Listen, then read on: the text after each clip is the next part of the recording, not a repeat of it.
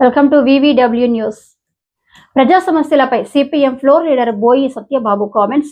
ఇల్లు ఇవ్వకుండా మోసగిస్తున్న YCP TDP కూటమి నగర ప్రజలపై ఆస్తి పన్ను, ఇంటి పన్ను, డ్రైనేజీ ఛార్జీల పన్నుల భారాలతో వైసీపీ టీడీపీ కూటమి బాధుడే బాధుడు.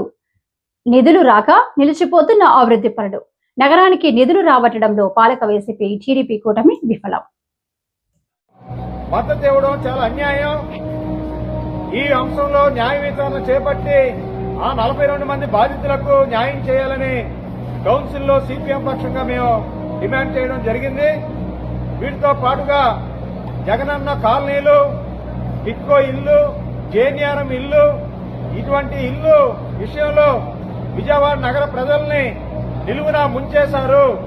25,000 నుంచి ₹1,00,000 చెల్లించినటువంటి ప్రజలకి ఏమాత్రం 8 ఏళ్లు అవుతున్న ఇల్లు ఇవ్వకుండా మోసం చేశారు.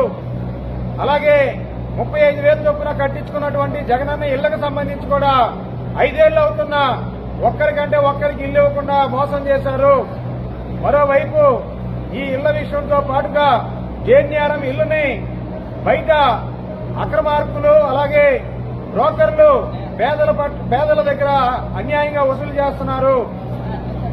అలాగే కాంట్రాక్టులకి చెల్లించవలసినటువంటి 200 కోట్ల రూపాయల పెండింగ్ బిల్లులు బకాయిల్ని రాబట్టే దాంట్లో తెలుగుదేశం ప్రభుత్వం మోసం చేస్తుంది, వైసీపీ పాలపక్షం మోసం చేస్తుంది.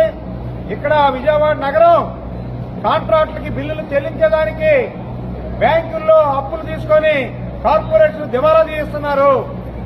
అలాగే నగరంలో ఉన్నటువంటి ఇంటి పనులు, నీటి ఛార్జీలు, డ్రైనేజీ ఛార్జీల్ని విపరీతంగా పెంచడంతో పాటుగా కూటమి ఇచ్చినటువంటి హామీ, మేము ఇంటి పనులను సమీక్షిస్తాం, తగ్గిస్తామని చెప్పినటువంటి హామీని అమలు చేయకుండా మళ్లీ రీసర్వే పేరుతో ఇంకొక 20% అదనంగా పనులు పెంచమని ఇచ్చినటువంటి సర్క్యులర్ ని వైసీపీ పాలపక్షం కూడా గుడ్డుగా ఆమోదించడం, కూటమి ప్రభుత్వం వైసీపీ కూడబలుపుకొని నగర ప్రజల్ని పన్నుల భారాలతో బాధుడే బాధుడు కార్యక్రమాన్ని చేస్తున్నారు.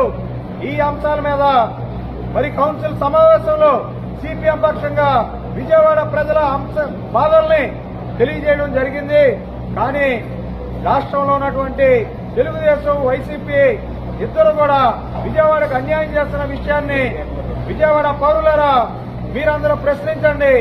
ఈ పాలకులు విజయవాడకి అన్యాయం చేస్తున్నారు, నగర ప్రజలకు అన్యాయం చేస్తున్నారు, భారాలు వేస్తున్నారు, ఇల్లు ఇవ్వట్లేదు. ఈ రకమైనటువంటి మోసాలని ప్రజలందరూ కూడా ప్రశ్నించాలని సిపిఎం